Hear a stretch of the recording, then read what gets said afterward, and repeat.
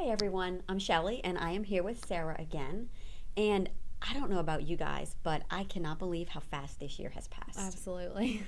I mean, it's like the older I get, the faster the years go by. We hmm just had Christmas and we blink and it's almost Christmas time again. Yep. So, speaking of Christmas though, that means that it's time to start thinking about our goals that we want to accomplish for the next year for 2019. Absolutely. So have you thought about that? Like, I mean, for me, I know that I'm looking at some fitness goals and some financial goals. You know, what are you thinking of? Yeah, so one of my biggest goals, I think, in 2019 is to tackle more student debt than I did in 2018. So I found my highest interest rate loan. I'm going to start paying a little bit more on that just to help get it down so I don't pay more in the long run.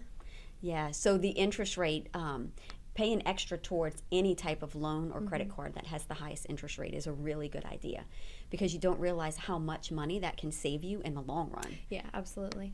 So, are you going to use the snowball effect? You're going to get that one paid off and then take that payment and apply it to the next student loan? Absolutely, yep. That's the way to go. hmm And then, what other kind of goals do you have in mind? Yeah, so I've been really trying to save more as well for the future, buying a house or a new car.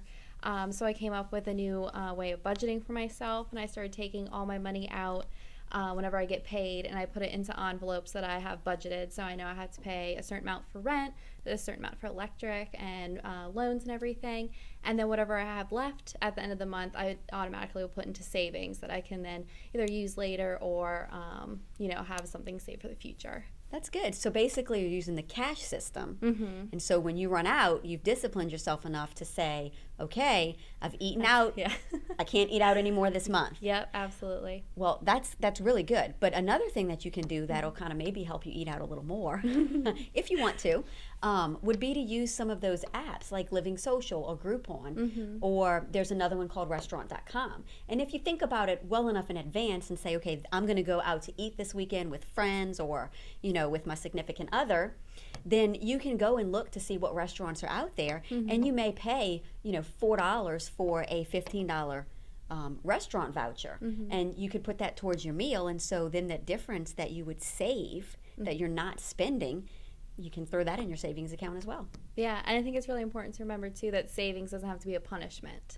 You Absolutely. can definitely still treat yourself and go out and have fun and still save money at the same time. Yes, you can, especially if you plan for it ahead of time and control those impulse type purchases. Yes.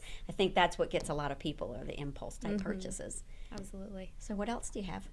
I don't remember. Because you mentioned another one when we were talking earlier, Uh-huh. and I want to say it was that you had found some sort of an app that would tell you, okay, if you're going to save $3,000, then you have to put aside this much money every week. Oh yeah, so there's different apps and different websites you can look at that have savings schedules.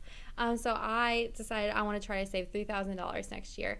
So I found a savings schedule that works with my budget and how much I get paid. So I'm not, saving or trying to save 70% of my, income.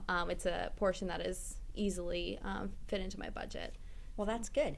So one thing that I recommend is for anyone who's trying to save money is to open up a separate savings account that's not attached to your checking account and that you also can't access easily like at the ATM. So for me, I have my primary savings and then I have my checking and then I also have, another type of savings. Maybe it's a Christmas club account or, any other type of savings that would not be readily available to go and withdraw cash at a given moment. Yeah, absolutely. And so that's an option. And then the other thing that you can do to meet that savings goal for $3,000, every time I use my checking account, I round up. So if I go to the grocery store and spend $31.42, well, I'll round it up to $32 in my checking account register.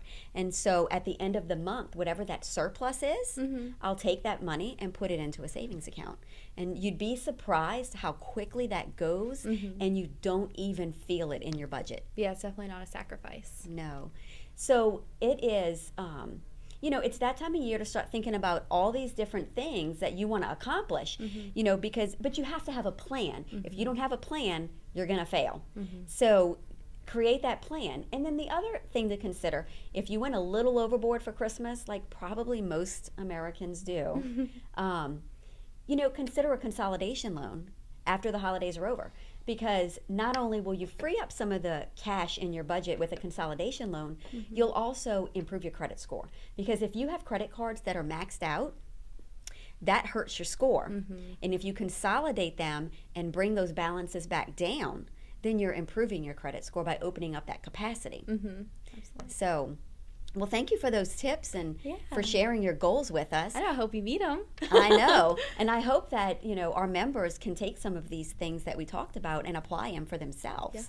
Because that's really and truly what the credit union is about. We want to find ways to always help our members. Absolutely. And so if you have any goals that you are looking to try to achieve this year, come in and talk to one of our account officers and let us help you achieve those goals.